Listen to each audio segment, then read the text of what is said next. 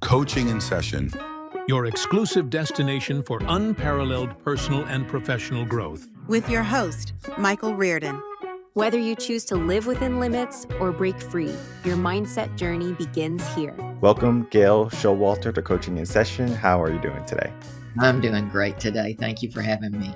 Of course. Today, we're going to be talking about your work, Transition Coach, how you help women when they are going through some hard parts in their life, when they're single with kids and they're trying to finish their education, get some degrees under their belt. But it's more than that. You're helping them build confidence. You're helping them build resilience. You're helping them find their way again. And that's so important in our world today. But one of the things I love for my guests to do is to kind of come in and to give us their own bio, to tell us who they are, what they do, and of course, how they help the world. Well, thank you for the opportunity. I had a lot going for me. In my younger years, a lot going for me. And I was married. We had a great home. We had a big yard. We had an acre of ground. We had gardeners. We had boats. My husband worked for the family business. And it was quite a shakeup whenever he left. And I had 3 kids. I had 3 kids in 3 years. I don't recommend that, but that's what happened. And so whenever the youngest was 3 when he left, it just pulled the rug right out from under me. I never expected that to happen. I mean, I was suspicious when it was happening, but it wasn't part of the life plan. You know, it hadn't happened in my family. I wasn't accustomed to it. So I had to remake my life. I had to go through the transition of deciding what I was going to do now. And so it was quite an ordeal, like I said, and the grief for me lasted a long time. It took me a long time to get my bearings, to get back on my feet, to decide what I was going to do. And I had a degree, but the degree was in theater and art, and not exactly something I could easily get a job doing. I mean, even teaching, those jobs are rare. And so I had to go back to school to get a certificate so I could teach English, which I really didn't want to do. But that's what I did because I had 3 kids to support. And so it, like I said, it took me a while, but I did a lot of reading during those years, a lot of studying, a lot of praying, and I started writing as well. And in the process of all of that, I grew personally. I think I changed into a much more person that I would like to say I became. And so my life shifted.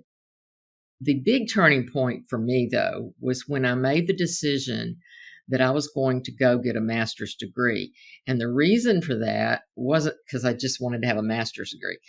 That's the only way in teaching, in Texas at least, that you can improve your salary, which improves your retirement, is to have a higher level degree, because teachers aren't paid on their merit necessarily. They're paid on certain other ways and levels. And the higher degree you have, the better your income is. Although it's not a whole lot, it's still not much, but it's more. And so I made an adventure out of that. And I took 3 little kids with me to Austin, Texas to get a master's at the University of Texas, Hook 'em Horns. And I did it. I mean, it was hard, but the story of how it played out was miraculous. I mean, I look back on it and I think, wow, I couldn't have made that happen. It just happened. I was very fortunate in the way that it panned out. So I did that, and that made a difference, not so much. I mean, my salary increased some, but it made a difference in how I felt about myself. Years later, after I remarried and things were better for me and my children, but this was later. I mean, kids were grown. I began to still have a heart for these single mothers that didn't have the options that I had had. Even though I felt like my life was pretty tough, I look at them and I say, you know, they have a really rough time. And so what can I do for them? And I established a small organization. We started having events. We started having retreats on weekends once a year. For about 6 or 7 years, we did this. And at one point, after coaching several moms, I started to see a common thread. And that common thread was that the moms who didn't have any higher education at all, no certificates, nothing that they could count on for a better job to support their children, were the moms that were struggling the most. I had a connection with an organization that gave grants to women like that who were returning to college. I had received one. And so I started working with that more. And the organization kind of did a complete redo. I mean, In 2015, we started helping moms get to college. Now, we didn't have a whole lot of money to start with, and I wanted a big organization that I knew of to come in and do it, but I didn't have anybody with $2 million to start. So I said, well, we'll just start with one mom. And that's what we did. And if you can look on the board behind me, those are moms that we have gotten in college. And we have got moms out of social work degrees. We've got 2 LVNs. We've got a dental hygienist. We've got a police officer. We've got several radiologists. We've got moms that are motivated, really motivated. And we bring them in, carefully select them, and help them get finished with a degree that they can graduate with. And it's amazing what it does for them and what it does for their kids. The other day, one of them graduated, and when she walked across the stage, her little boy screamed as loud as he could, "That's my mama." And so it creates an attitude of can do when they see their mother saying, I'm not going to just sit back and let everything crumble around me. I'm going to see what I can do about it. So that's my world. That's the way I live, and I just love it. I love doing it. I love seeing the success. One little starfish at a time, we're doing it, and it's been successful, and it's continuing to be successful. Now I have a board of directors, and they manage very well. Yeah, very good. And I love that all the work that you're doing is important, that someone is there to support people who might not have the support systems when they need it the most. I know when people are looking for change, they often tend to try to do it themselves. And it can be daunting, especially if you're a parent. I can't imagine if you're looking for childcare, trying to figure out how to make ends meet. You have so many things you're juggling and you're doing it by yourself. I don't know if you've ever went camping, but if you did go camping, it is a lot of work if you go by yourself. And if you have a bunch of kids in tow, it's a lot more work because you have to watch them. You got to procure the firewood. You got to cook. You got to clean so no animals are coming into your camp. There's a lot of things to pay attention to. And the same thing is true in life, where most people don't necessarily see all the moving pieces, especially in our world today, where most of the things can be given to us very quickly and instantly.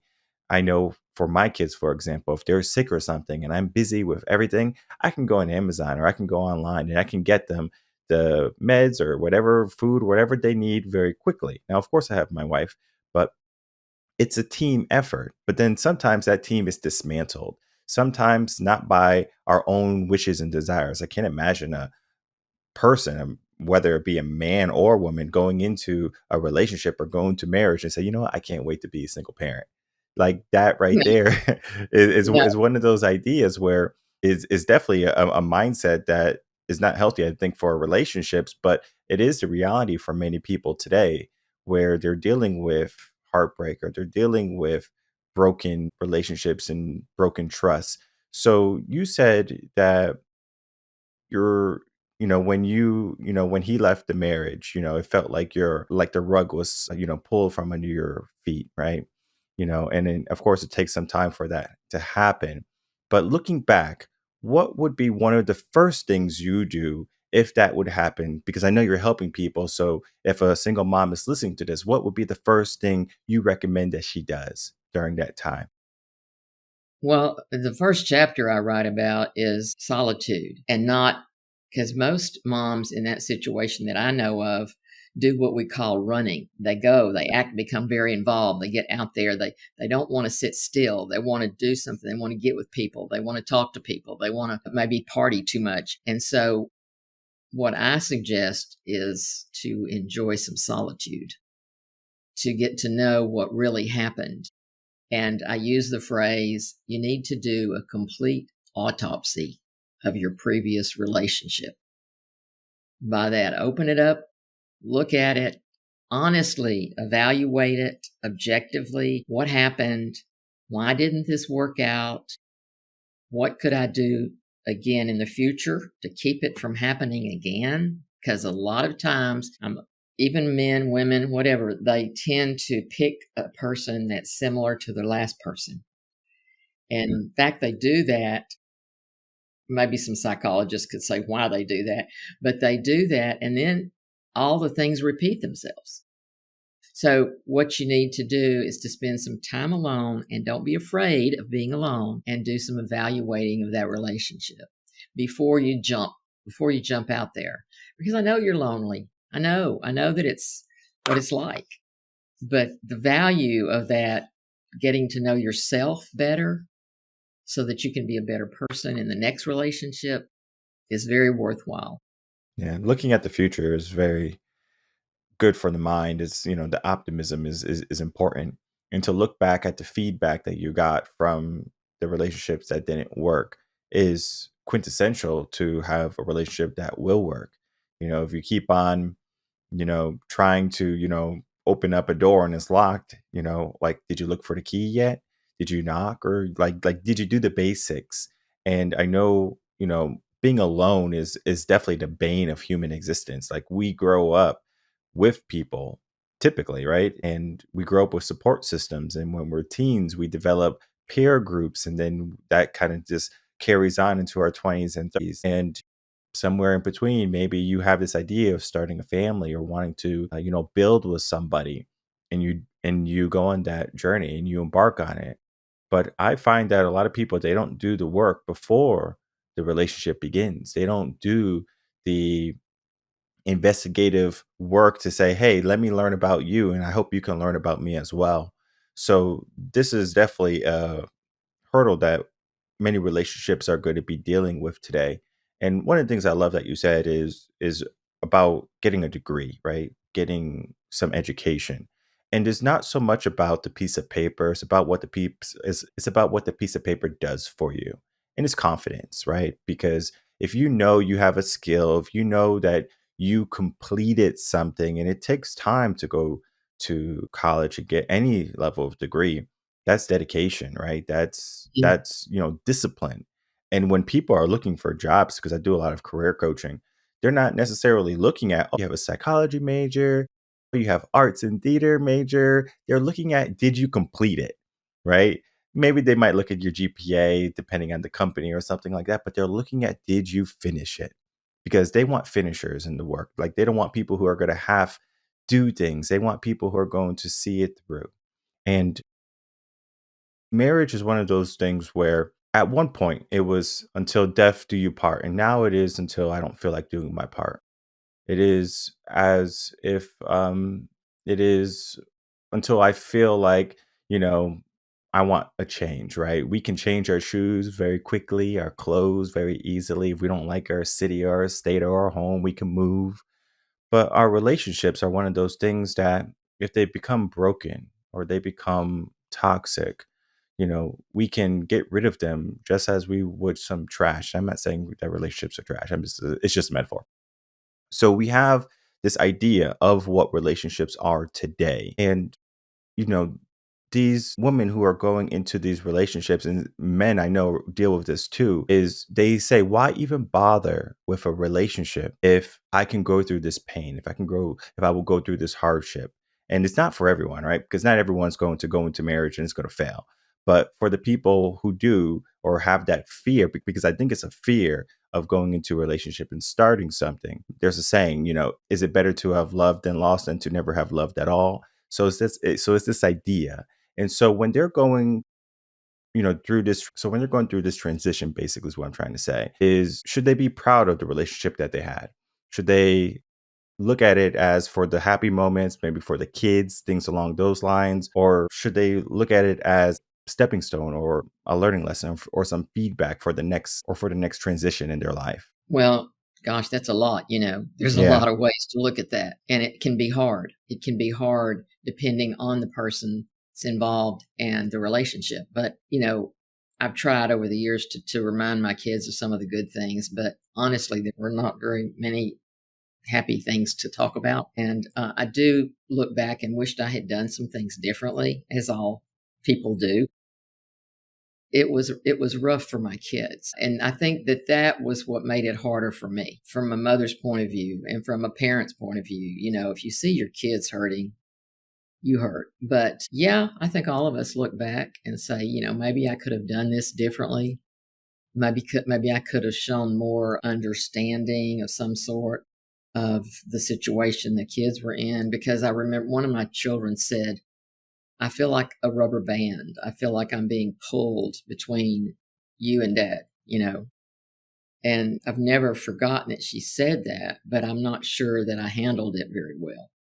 I think the best way to do it is to detach from as much emotional baggage and anger and resentment and bitterness as you can. And just remind yourself that that person is the parent of your children too. And as far as relationships go, I do think it's important to evaluate and take your time and not jump into relationships like you were talking about earlier. That seems to be happening a lot. I mean, people they don't take it as seriously or as long they don't think as long term, because if I can get out of this. I don't have to. This isn't necessarily lifelong for me, but for me it was. It was a lifelong commitment, and maybe that's why it made it so hard. But it's a lot. You ask a lot of deep questions there, so maybe you need to clarify what else you needed to know. Well, I think you were right on point, and I like to just ask questions and then see where the conversation goes. This is more of a discussion rather than an interview saying, okay, I'm going to ask you a bunch of set questions and figure out where we go, because I know what the audience loves, and they love emotion. They love realness. They want the real thing, right? They don't want something that's scripted. They don't want anything that is um generic. They want something that's unique, right? And you are unique, right? You have so many years of experience under your belt. We want to learn from you. And it's important that we do, because one of the things I think we fail at today miserably is we fail to learn from our predecessors. Everyone thinks they have to reinvent the wheel every single day. I've often wondered how it is that all these years that we know of, this history that we know, that every generation has to learn it their own way instead of learning it from their parents or their sibling. I have older siblings and I learned a lot from them, but that doesn't seem to be the norm. And I think, what's the matter with the human race? I mean, you have all of these people that telling you the things that are wise, like, I mean, I'm talking about ancient Greeks and all of that. You have all of that wisdom, and we still don't get it. I remember the story. My little boy, well, when they were really little, I would read to them at bedtime. And there's a book out, it's still out there somewhere, called the Picture Bible. And what it is the Bible, but it's like cartoon pictures, like really illustrated real well. And it's kind of like a series, so one thing leads to another to another. And so I just read a segment every night. So we get to the part about the Israelites and Moses and all of that, and how they would do something and then they'd screw it up again. And then they'd do something, they'd mess it up again. And my little boy, and he had to have just been 4 or 5 years old, he said, when will they ever get it? And I thought, out of the mouths of babes, because we don't get it still. We still don't get it. The things that work, we forget. This or that does or doesn't work. Maybe we forget what war does to us. The winner gets the spoils. It's like we don't, I feel like, my opinion, that we haven't learned the lessons that we need to learn here. And that is my goal, to live long enough to learn all the lessons I need to learn. And, just to share those lessons so other people don't have the same pitfalls is so important. And one of the reasons why I love coaching in general, just like have a coach, transition coach, whatever type of coach, just someone helping you, support system, a mentor, a guide. Like, the names are all synonyms, right? For someone who's going to help you through a phase in your life where, if you hit a rough patch, or if you are unaware, confused about what you need to do, right? Ask. And our world today is full of technology. We can ask AI, computer program things for things, but we don't have to have human interaction. We have schooling that is becoming more, I guess you can say, computer based rather than having teachers teach, right? I know growing up, I loved teachers, right? Because we didn't have all the computers and everything. And teachers still said you wouldn't have a calculator in your pocket at all times. Well, boy, were they wrong, right? We have a calculator in our hands at all times, right? Our cell phones. And that device, is causing different mindsets and different shifts because I was just talking to a buddy of mine the other day, and I was like, our kids are going to be growing up very differently than how we have grown up. And even though we can have the best intentions and we know all the lessons and everything we are going to instill within them, their world is going to be different. So how they view the world is going to be different and, versus how we view the world. So we can look back at the institution of marriage and how it was something that was long lasting, right? We would go into it with both feet and say, all right, this is do or die. Now it's like, well, we always have the 30-day clause where if I don't like him in the first 30 days, we can get a divorce, no questions asked. Something goes wrong with finances or infidelity, we can break up and we can go our separate ways. There's always someone else out there for me. So the mindset is shifting. And now we're in the hookup culture. So a boy, a girl, maybe young, 18, 19, 20, around there, they're, going out, having fun, not thinking about family because maybe they grew up in a broken family. And all of a sudden now they're having a baby and they don't know what family truly is. They just think of, oh, yeah, I like this girl, but I also like the girl down the street, or I like this guy, but this guy treats me better. But I had a kid with this guy. I mean, we can go down the list of all the things that would go wrong. And so these women who are, learning one way or the other, right? Where they can learn the easy way, they can learn the hard way. I think the easy way is getting or learning from wisdom, right? You learn from knowledge. You learn from someone saying, hey, I walked that path. It's not the best path for you, right? Let's do some work. Let's figure out who's going to be the best fit for us, right? Who's going to be the husband of our, dreams and things like that. So we're not finding ourselves with the rug swept up, under us in 2 or 3 years or whatever it be in the marriage. And so you do the work in the beginning rather than later on for the healing. But what's to happen now is sometimes the lessons of a generation become the curses of the next generation. So you might have learned something and you instilled them. This is how I'm not against feminism, but this is how it basically kind of began, where women wanted to have equal rights and they wanted to be able to support themselves. And I'm all for that, right? A woman should be able to support herself equally as a man should. But what was happening was they said, we're going to forego family. And so they decided to have kids at a later age, or maybe not have kids at all, because one of the things they were afraid of is being left by themselves. So they said, I would rather just do things by myself. So it's a very different mindset. And that mindset was passed on to their nieces, or maybe if they did have a kid out of wedlock or something, it was passed on to them. So sometimes the curses or the lessons that someone learned become the curses of the next generation. And it's basically we're reaping what we sowed down the road a little bit. And so my question to you is, how can we reverse the current trend of how relationships are going or how the mindsets are going? Because, it seems like this hookup trend is going to keep on going for another 30 or 40 years. And then it might switch back to marriage and family. But, I'm not going to, wait for my daughter to, learn the hard way and to, find a guy that's going to leave her in a couple of months after, they find out, they're pregnant or something like that. Like I would, love for you to kind of instill, like, how can we break that curse today?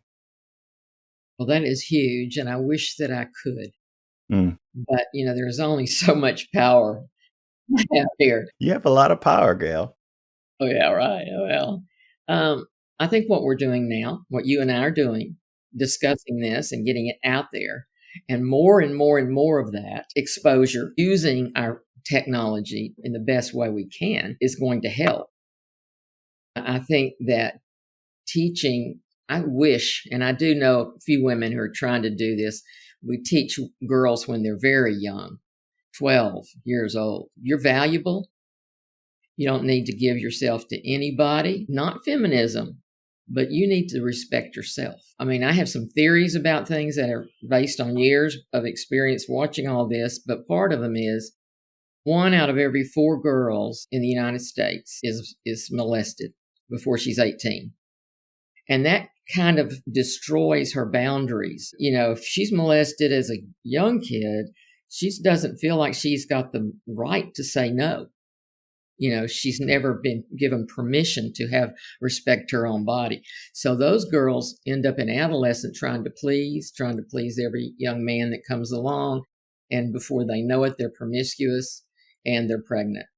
And I mean, these women, they keep the baby, most of them do, and they can't parent.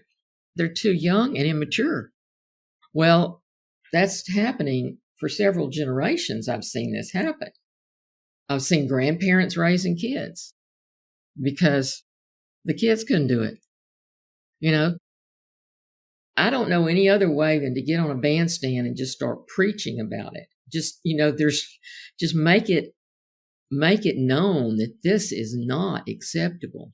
But I have grandchildren. We have 14 grandchildren.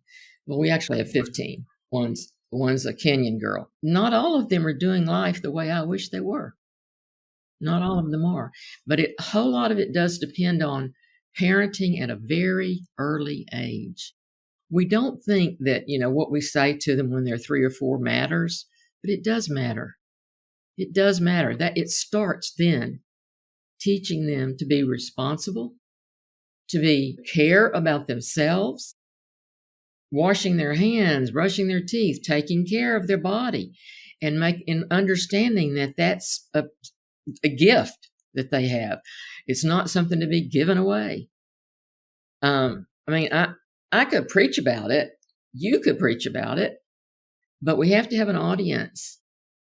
And the rest of the world doesn't seem to be quite as concerned as you and I are about it. I've got stories I could tell, but the ones that I work with, the moms that I work with and see the most are the ones that are climbing their way out of poverty, out of situations that are not supporting them, out of family situations where the family doesn't even support them going back to school. That's something that we do because we see the lack. These moms will say, well, there's nobody in my family ever went to college, but I want this. But they don't really want me to do it.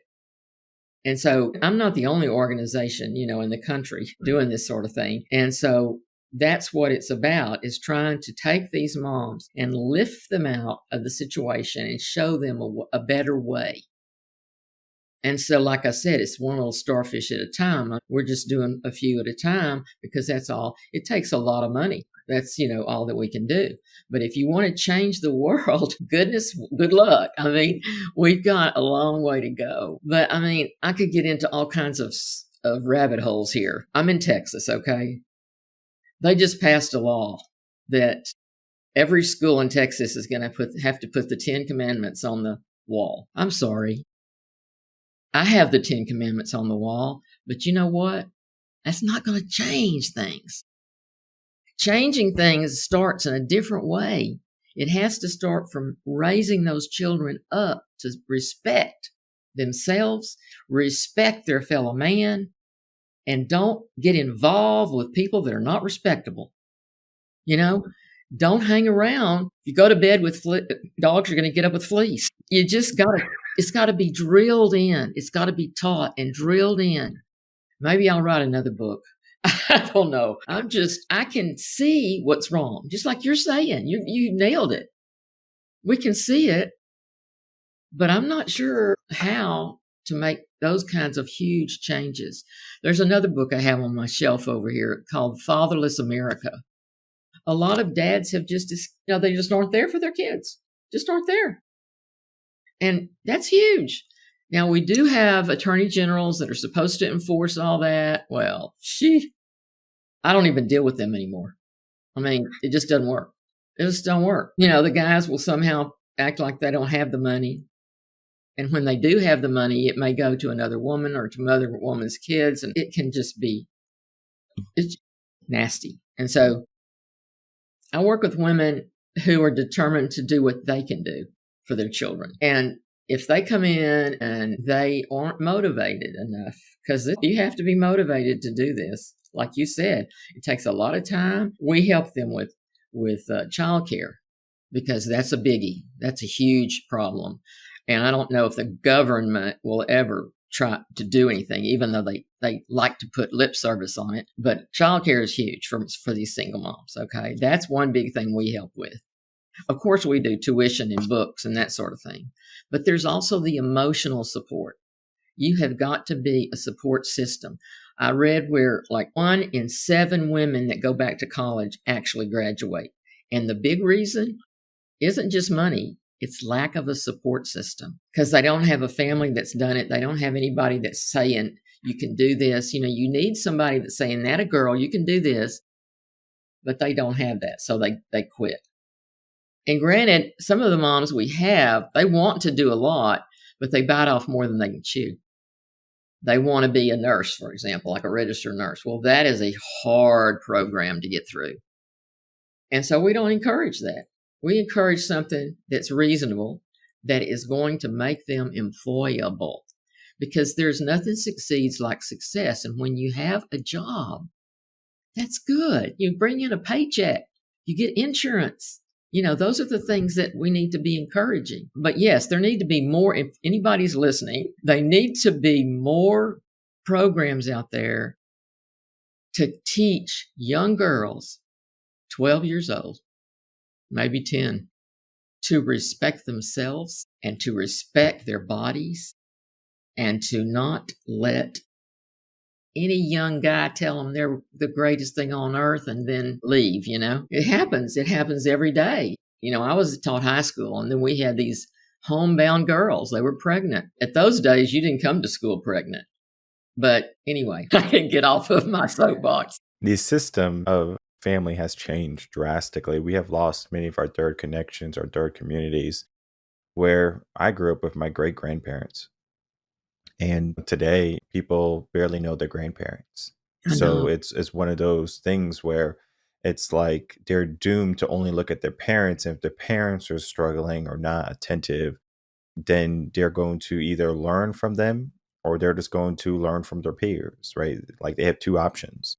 And learning from their peers is typically not the best advice or thing you should do. I remember there was a show, it's an old show. It was where a kid called the police on their mom because he hit her because he was skipping school. An officer came and basically, inquired about what happened, make sure it wasn't abuse. And basically, the mom was just, disciplining the kid because I think she was a single mom also because she was like, what am I going to do? Right. There's no man to, discipline this boy. So I have to do it. And so she did. So she hit him with the belt.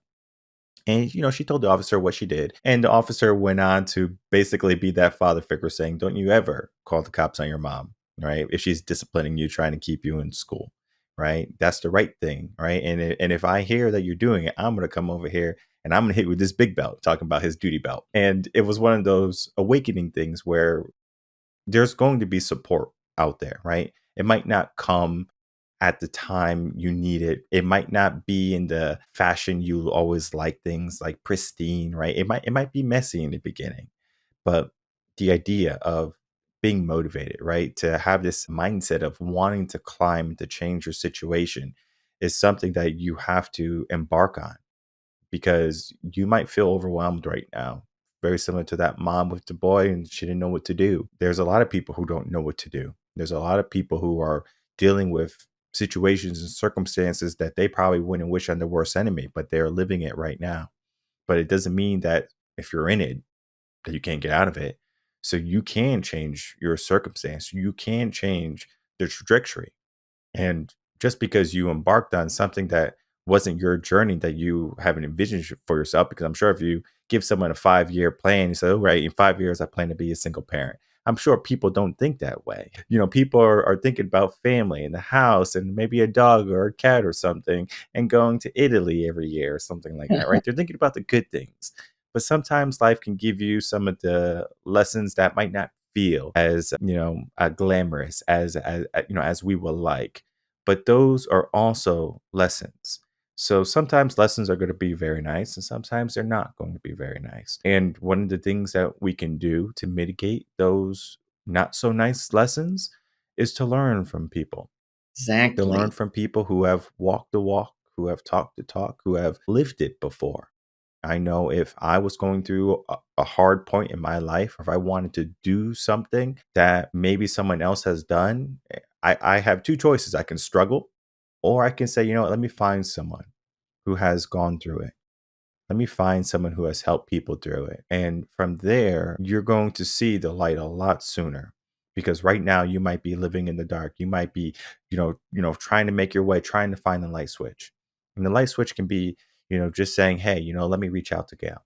Let me, inquire about, what she's doing. Let me see if I can support her so I can help another woman who might be even more in a more dire situation than I am right now, right? And it's that building of support. It's that system of helping people where you help yourself as well. It's the idea of gratitude. Sometimes you might not have it, but when you give, you also get. And so today is going to be a moment where you can get something. Maybe it's a wake up call. Maybe it's an opportunity, but it begins with you taking some level of action today. You can't be a victim of your circumstance any longer. You have to make the change. And so, Gail, as we begin to wrap up our conversation today, I would love to get some final words from you. And then, of course, please tell everyone how they can find you, reach out to your organization if they need help or if they want to support you. Well, I always tell moms, similar to what you just said, first of all, gather information. If you're in a situation you don't know what to do, pray for some ideas, pray for some assistance, but gather information. It's at your fingertips. I mean, you can find out anything anymore. Maybe I want to look into this. Maybe I want to think about this. It doesn't cost you anything.